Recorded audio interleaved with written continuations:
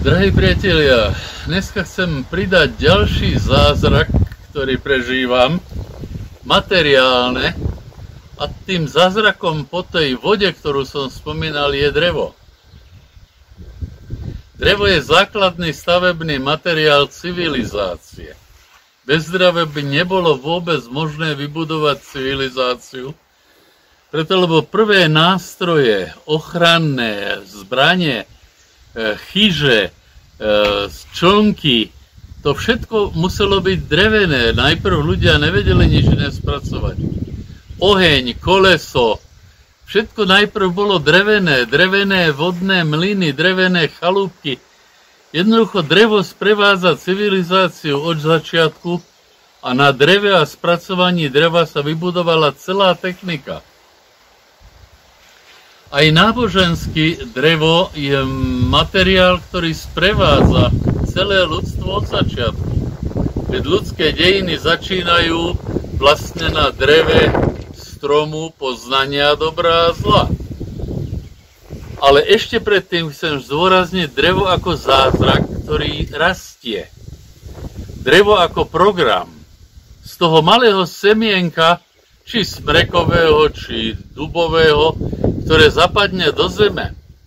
Vyrastú najprv korienky, ktoré vyberajú zo zeme to, čo potrebujú na budovanie svojej chemickej fabriky, a tá chemická fabrika vybuduje najprv materiál pre korene, potom stôl, potom listy, ktoré sú vlastne fotovoltaické články, a vnútri v tom dreve komplikovanú, zložitú chemickú aparatúru biochemických dejov, kde sa buduje kopa materiálov, drevo, liko, kôra, listy, a navyše ešte aj niektoré stromy, niektoré drevá majú aj chutné ovocie. Čo napríklad má taká čerešňa z toho, že robí čerešne? A odkiaľ vie to drevo, čo do toho vložiť a ako to urobiť, aby mi to chutilo? Samo drevo je zázrak. Rastie smerom hore, to znamená, že musí mať aj čidlá na gravitáciu, na vlhkosť, na smer vetra, na orientáciu v prírode. Jednoducho drevo samo o sebe je zázrak. A čo je pre nás najdôležitejšie, drevo je, ako sa to teraz volá moderne, tie powerbank, je konzerva energie. Uskladňuje slnečnú energiu, mení ju na chemickú, čím umožnila človeku vytvoriť si aj v zimnom, chladnom období teplúčko, v rodinách, v domovoch. Aj pre spracovanie ostatných surovín začínalo sa najprv ohňom z dreva. Všetko toto je materiál, ktorý dáva človeku možnosť rozvíjať sa a pracovať. Navyše rozvíjal aj kultúru. Z rôznych drevených materiálov sa vytvárali umelecké diela, sochy, obrazy, intarzie, predmety na dennú spotrebu, lyžičky, hrnce, stoličky, nábytok. Bez dreva by sme jednoducho neboli schopní vytvoriť civilizáciu. A teraz sa pozrieme na to tak troška aj z náboženského hľadiska. Drevo sprevádza človeka, ľudstvo od začiatku. Nie nadarmo dal Boh Mojžišovi palicu drevenú na to, aby dokázal svoje božské poslanie.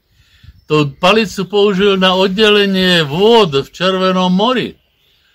Drevo hodil do slaných vôd v mare, aby sa stali pitnými.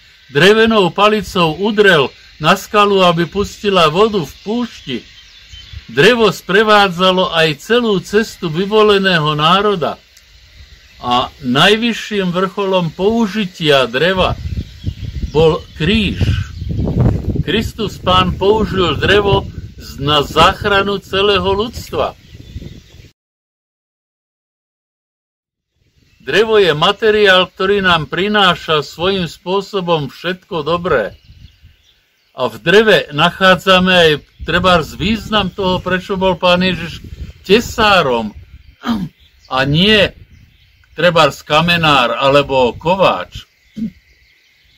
Preto, lebo on si ponechal privilégium výroby krížov, drevených krížov, pre každého z nás ako privilégium, ako monopol sám pre seba.